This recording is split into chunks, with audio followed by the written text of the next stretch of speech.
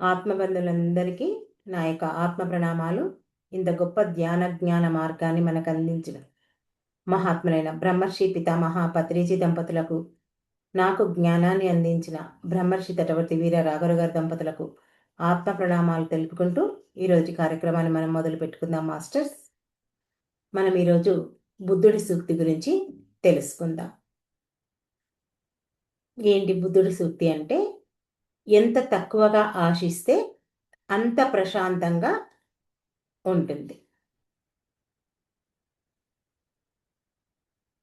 ఎంత తక్కువగా ఆశిస్తే అంత ప్రశాంతంగా ఉంటుంది. చూడండి, ఇది మనం మన నిత్య జీవితంలో అందరికీ అనుభవం ఉన్న విషయమే కదా. సరే, అనుభవం ఉన్న విషయమే కానీ కొంచెం తెలుసుకుందాం. మానవుని బాధకు అసలు మూలం ఏంటి అని మనం ఆలోచిస్తే, మానవుడు పుట్టినప్పటి నుంచి చనిపోయే వరకు ఒకే సమస్యతో పోరాడుతూనే ఉంటాడు. ఏంటి ఆ సమస్య? బాధ. మరి ఈ బాధ ఎక్కడి నుంచి వస్తుంది అని మనం కొంచెం ఆలోచిస్తే, మానవుడికి ఉండేదేంటి? తిండి, సంపద. వీటి గురించి కదా ఆలోచించేది. చూడండి, డబ్బు డబ్బు తక్కువగా ఉంటే ఏమని కోరుకుంటాడు మానవుడు? సంపాదించాలి. ఆ డబ్బు ఇంకా సంపాదించాలి. ఉన్నదాంతో తృప్తిగా ఉండడు, ఇంకా కావాలి. డబ్బు తక్కువగా ఉందని బాధ. సరే, డబ్బు సంపాదించుండు, తక్కువగా ఉంది, తను అనుకున్నంత సంపాదించుకున్నాడు. కానీ మళ్ళీ దాని గురించి ఏంది? ఆ ఉన్న డబ్బు పోతుందేమో అని బాధ. ఇంతే కదా. ఇంకా బాధ ఏంటి? మన జీవితంలో ఎన్ని రకాలుగా బాధపడతామంటే ఒక్కసారి టూకీగా చెప్పుకుందాం. పిల్లలు మాట వినలేదని బాధ. మాట వింటే భవిష్యత్తు గురించి బాధ. చూడండి, మాట వింటే భవిష్యత్తు గురించి ఎందుకు బాధ? సరే, ఇప్పుడు వింటున్నారు పిల్లలు, రేపటి నాడు వింటారో వినరో అని బాధ. వింటే ఒక బాధ, వినకపోతే ఒక బాధ. ఎటు తిరిగి బాధే మనిషికి. చూడండి, ఇప్పుడు ఆరోగ్యం బాగుంది, అరే ఇప్పుడైతే బాగుంది, రేపు బాగుంటుందో లేదో అని బాధ. ఉన్నదాన్ని తృప్తిగా ఉండడు. ఆరోగ్యం బాగాలేకుంటే ఇంక అది ఎట్లాగైనా బాధ. నా ఆరోగ్యం బాగాలేదు, ఎప్పుడు బాగుంటుందో, నా జీవితం అంతా ఎప్పుడు ఇలాగే ఉంది, అందరూ ఎంత బాగున్నారు, నా రాతేమి రాతను, నా జన్మ ఎందుకు ఇట్లో అని ఈ రకమైనటువంటి బాధ. మొత్తానికి సర్కిల్ బాధ బాధ బాధ. అందుకే బుద్ధుడు ఏం చెప్తున్నాడంటే, బాధకు కారణం పరిస్థితులు కాదు, మనం ఏర్పరచుకున్నటువంటి ఆశలు. అంతే కదా. మనం ఉన్నదంతా తృప్తిగా జీవించామనుకోండి, ఇంకెందుకు బాధ ఉంటుంది? ఉండదు. కానీ ఆ ఉన్నదానితో తృప్తిగా జీవించకుండా కావాలి అని ఎప్పుడైతే మనం ఆశిస్తున్నామో అప్పుడే మనకు బాధలు మొదలవుతాయి. ఇంతకు ఆశ అంటే ఏంటి అంటే, ఆశ అంటే అవసరం కాదు. ఆశ అంటే నేను అనుకున్నట్లే జరగాలి అనే ఒక లోపల మనలో ఒక గట్టి పట్టుదల. చూడండి, మనకు ఉదాహరణకు ఆకలింది. ఆకలైతే ఏదో కొంత ఆహారం ఏదైనా సరే తింటే ఆ ఆకలి నుంచి మనం బయటపడతాం. అవునా కాదా? కానీ నాకు నచ్చిందే కావాలి, నేను అనుకున్నదే చెయ్యాలి.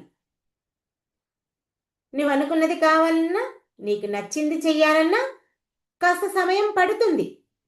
నీవు అనుకున్న సమయానికి రాకపోతే అక్కడ ఏమవుతుంది? నీకు కోపం మొదలవుతుంది. అసలు నీకెందుకు కోపం వచ్చింది అంటే, నీవు అనుకున్నదే కావాలనుకుంటున్నావు. అక్కడ ఆశ, నీవు ఒక కోరిక కోరావు కాబట్టి, అంటే అక్కడ ఆశ ఉంది కాబట్టి నీకు కోపం మొదలైంది. అందుకే బుద్ధుడు ఈ ఆశలనే 3 రకాలుగా చెప్తున్నాడు. ఏంటి 3 రకాల ఆశలంటే, ఒకటి పొందాలనే ఆశ, అవునా?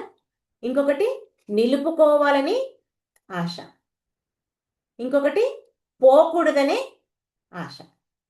ఒకటి పొందాలి, ఒకటి నిలుపుకోవాలి, ఒకటి పోకూడదు. ఈ 3 మానవుని బంధిస్తాయి. మనం ఇందాకే చెప్పుకున్నాం, డబ్బు లేకుంటే లేదని బాధ, డబ్బు వచ్చిన తర్వాత దాన్ని ఎలాగైనా సరే నిలుపుకోవాలి, ఎట్టి పరిస్థితుల్లో పోవద్దు, దాన్ని ఎలాగైనా సరే కాపాడుకోవాలి. ఇప్పుడు చూడండి, తల్లి తండ్రి బాగా సంపాదించుంటారు, అవునా? పిల్లల చేతికి వచ్చిన తర్వాత వాళ్ళు పోగొడతారేమో అని ఎన్నో రకాలుగా బాధలు భయాలతో జీవిస్తుంటారు. దాన్ని నిలుపుకోవాలి. ఈ 3 రకాలే మానవుణ్ణి బంధిస్తాయి. చూడండి, ఎక్కువ ఆశలు ఉన్నటువంటి ఆ మనిషి, ఆ మానవుని యొక్క పరిస్థితి ఎలా ఉంటుందంటే, మనం ఒక చిన్న ఉదాహరణ చూద్దాం. ఇప్పుడు ఒక రైతు ఉన్నాడు. ఆ రైతుకు ఒక పొలాన్ని దున్నడానికి కావలసినటువంటి ఒక ఎద్దు ఉంది. దాంతో చక్కగా అతడు పొలాన్ని దున్నేవాడు, తన యొక్క పంటను చక్కగా పండించుకున్నాడు. దాంతో సరిపోతుంది ఆయన యొక్క జీవనాధారం. ఒకరోజు అనుకోకుండా పక్కూరు నుంచి ఇంకొక రైతు వస్తాడు. ఇద్దరు ఫ్రెండ్స్. అదేంటి, నీకు ఒకే ఆవుందా, ఒకే ఎద్దుందా?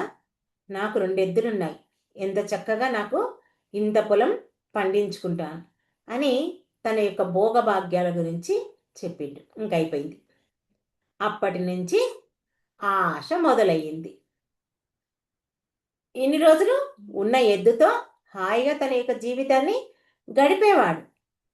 ఎప్పుడైతే పక్కవాడు వచ్చి ఆ మాట చెప్పాడో, ఇంకా అక్కడి నుంచి తనకి ఆశలు మొదలయ్యి, ఇంక అప్పటి వరకున్న సంతోషం అంతా పక్కకి వెళ్ళిపోయింది. ఇంకా దాన్ని సంపాదించే వరకు, ఆ ఆశ తీరే వరకు, అంటే ఇంకొక ఎద్దును సంపాదించే వరకు ఇంకా ఆ బాధ అలాగే ఉంటాయి. అంతే కదా? మరి ఇక్కడ ఈ ఆశలు ఎందుకు మనల్ని ప్రశాంతంగా ఉండనివ్వవు అని మనం ఆలోచిస్తే, ఎందుకంటే మనల్ని ఎప్పుడూ అవి భవిష్యత్తులోకే లాక్కెళ్తాయి. ఇప్పుడైతే బాగానే ఉన్నాను, ఇప్పుడైతే నా పిల్లలు బాగానే చూసుకుంటున్నారు, రేపు పెద్దవాళ్ళయ్యాక నా పిల్లలు నన్ను చూసుకుంటారో లేదో, ఇప్పుడు ఇంత సంపాదన ఉంది, ఇంత ఆస్తి ఉంది, రేపు ఇది దొంగలు పడ్డా, లేదా పిల్లలు ఖర్చు పెట్టినా, పిల్లలు ఖరాబు చేసినా, మొత్తం ఇంకా సరికాని ఆలోచనలతో తన జీవితం అంతా ఆలోచిస్తూ దాని గురించే బాధపడుతుంటాడు. మరి ప్రశాంతత ఎక్కడ ఉంటుంది? ప్రస్తుత వర్తమాన క్షణంలోనే మనకు ప్రశాంతత ఉంటుంది. అంతే తప్ప ఈ ప్రశాంతత అనేది భవిష్యత్తు గురించి ఆలోచిస్తే మాత్రం మనకు అసలు ఉండదు. రేపటి గురించి ఆలోచించినా, వచ్చే సంవత్సరం గురించి ఆలోచించినా, రాబోయే సంవత్సరం గురించి ఆలోచించిన నీకు ఇక్కడ ఆ ప్రశాంతత అనేది ఉండదు. మరి చూడండి, మనం చూడ్డానికి మానవులం, ఎక్కడ ఉన్న వాళ్ళం అక్కడే ఉంటాం, అవునా? కానీ మన మనసంతా ఎక్కడెక్కడో తిరిగి వస్తుంటుంది. ఈ మానవుడున్నతోనే మనసు ఉందనుకోండి, ఇంకే బాధ ఉండదు. అర్థమైందా? మనం ఇక్కడ కూర్చున్నాం, క్లాస్ వింటున్నాం, ఇక్కడే వినాలి. వింటే మనకి ఇంకే బాధ ఉండదు. మనం ఇక్కడ కూర్చున్నాం, అవతల పిల్లలు ఏం చేస్తున్నారో ఏమో, వర్కర్లుంటే వర్కర్లు ఏం చేస్తున్నారో ఏమో, సరిగ్గా పనిచేస్తుంది వాటి గురించి మనం ఆలోచిస్తే మనకి ఇంకెప్పుడు శాంతి అనేది అస్సలు ఉండదు. అంతా అశాంతి. అందుకే మనం తక్కువగా ఆశించాలి. అనుకోవచ్చు, తక్కువగా ఆశిస్తే ఏం జరుగుతుంది అంటే, ఇక్కడ బుద్ధుడు చెప్పినటువంటివి ఒక రహస్యం. తక్కువ ఆశించడం అంటే మన జీవితాన్ని వదిలేయమని కాదు. చాలామంది ఏమంటారు, ఉన్నదాంతో తృప్తిగా జీవించాలి, ఊరికే ఎక్కువ ఆశపడొద్దు అంటే రకరకాలుగా మనల్ని ప్రశ్నిస్తుంటారు. అంటే ఇంక ప్రయత్నం చెయ్యొద్దా, పని చెయ్యొద్దా, ఇక్కడ ఉన్నదాంతోనే జీవించాలా అని మనల్ని రకరకాలుగా మాట్లాడుతుంటారు కదా. ఇక్కడ ఏదైనా సరే నువ్వు ప్రయత్నం చెయ్యి. ప్రయత్నం చెయ్యొద్దని చెప్పట్లేదు. ఇప్పుడు ఒక విద్యార్థి ఉన్నాడు. విద్యార్థి ఏం చేస్తాడు? సంవత్సరం మొత్తం చదువుతాడు. అవునా? చివరికి పరీక్షలు రాయాలి. వాడు ఎంత చదువుతాడో, ఎంత ఆ క్వశ్చన్కు ఆన్సర్స్ ఇస్తాడో అంతే ఫలితం వస్తుంది. అంటే మనము చేసిన పనిని బట్టే అక్కడ ఫలితం అనేది ఉంటుంది. నేను రాసింది 10 ప్రశ్నలు, మార్కులు 20 ప్రశ్నలకు మార్కులు వేయమంటే ఎవరు ఎయ్యరు. ఇక్కడ నీ ప్రయత్నం, నీవు కష్టపడి చదివి రాయి, ఫలితం వదులు. ప్రయత్నం చేయొద్దని ఎప్పుడూ చెప్పట్లేదు. మన ప్రయత్నం మనం చెయ్యాలి. ఇప్పుడు చూడండి,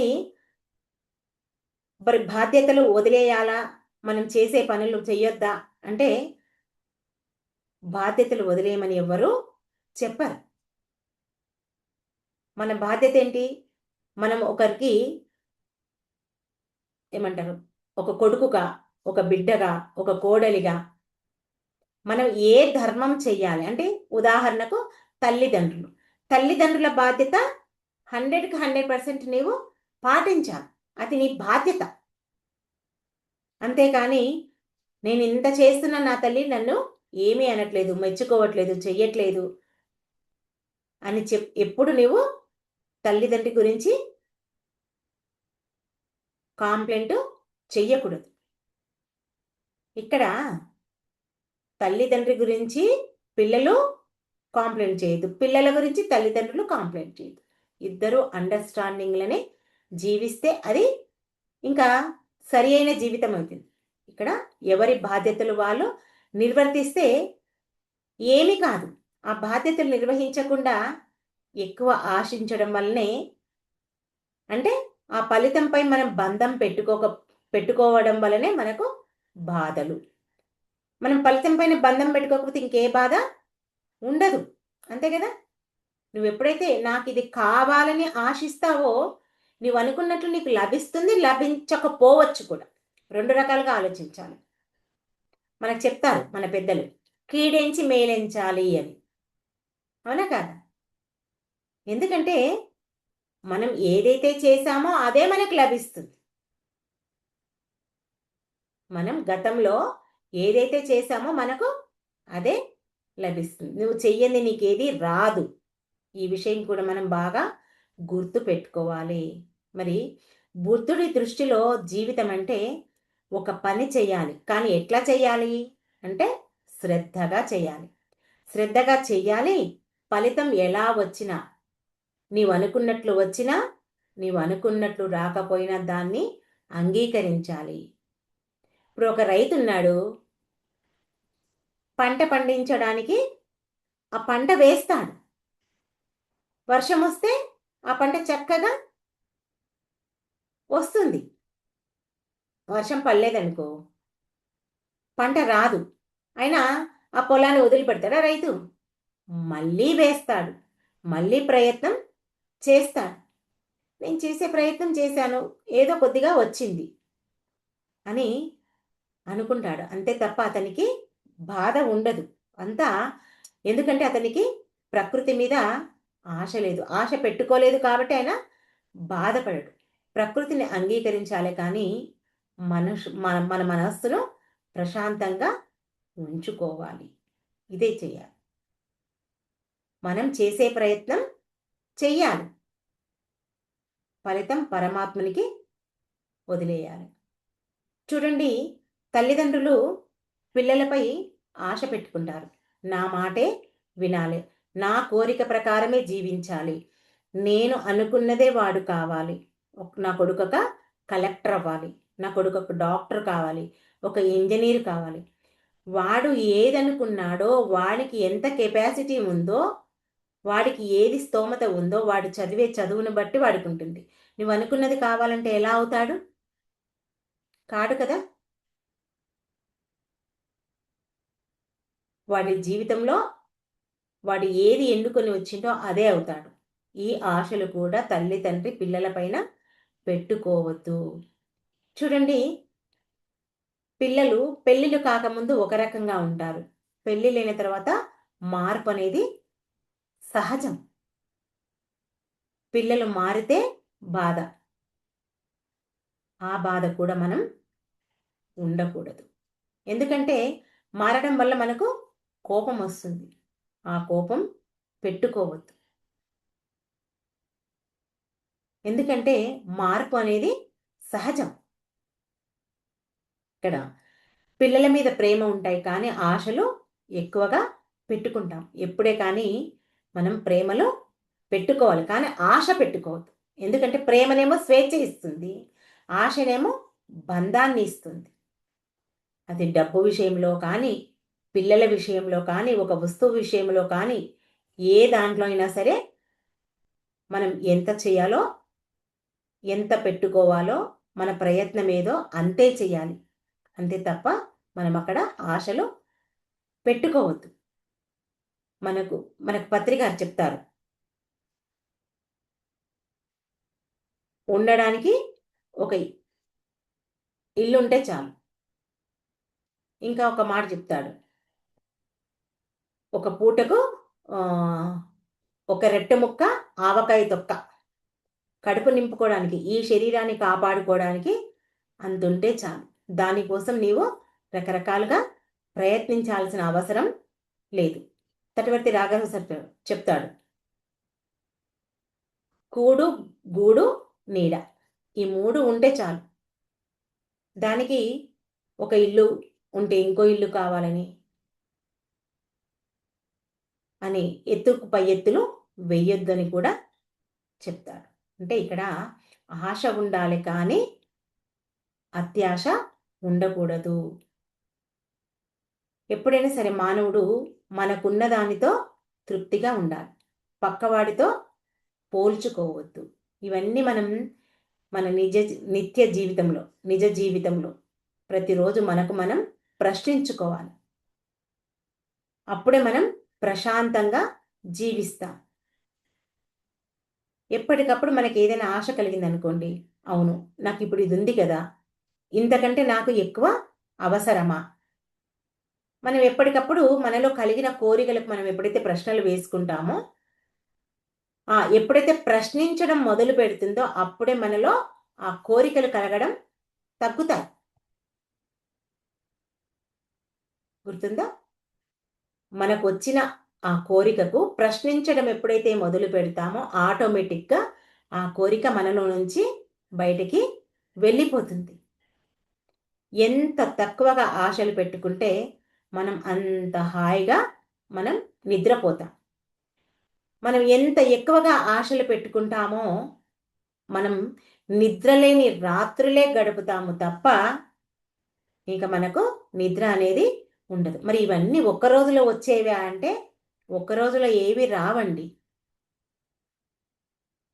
ప్రతిరోజు సాధన, సాధన, సాధన. సాధనలోనే మనం ఏదైనా సాధిస్తాం. చూడండి, మనం ధ్యానం చేసేటప్పుడు కూర్చున్న రోజే టకీమని మనకు ధ్యానం కుదిరిందా? ఎంతో ప్రయత్నం చేస్తే మనకు ధ్యానం కుదిరింది. ఒక పిల్లవాడు నడుస్తున్నాడు. నడవడం మొదలుపెట్టిన వెంటనే నడవగలిగాడా? ఎంతో ప్రయత్నం చేస్తేనే నడవగలిగాడు. అవునా కాదా? అలా మన జీవితంలో ఏదైనా ఒక మంచి పని చెయ్యాలి అంటే దానికి కొంత సమయం పడుతుంది. దాన్ని ఓర్పుతో, సహనంతో ప్రతిరోజు సాధన చేస్తుంటే కనుక మనకు అలవాటవుతుంది. ఎప్పుడైతే ఆ అలవాటు చేసుకుంటామో మనకు ఇంకా శాంతి అనేది ఉంటుంది. మరి ఇది మనం ఈ ఆశ గురించి ప్రతిరోజు మనం సాధన చెయ్యాలి. చెప్పుకున్నాం కదా ఇప్పుడు. ఒక కోరిక కలిగిందంటే వెంటనే మనకు అవసరమా అనే ప్రశ్న వేసుకోవాలి. ఇది చేస్తూ చేస్తూ ఉంటే మనకు అలవాటవుతుంది. మరి ఆశలు తగ్గితే కూడా మనకు ఇంకా మన మనసులో ఏం జరుగుతుంది అని ఆలోచిస్తే మనం ఎప్పుడు ఇంకా పక్కవాడితో పోల్చుకోం. వాడికి ఉంది అనే అసూయ కూడా మనకు కలగదు. వాడికుంది నాకు లేదు అనే కోపం కూడా మనకు తగ్గుతుంది. పిల్లల మీద ఆశలు కూడా పెంచుకోము.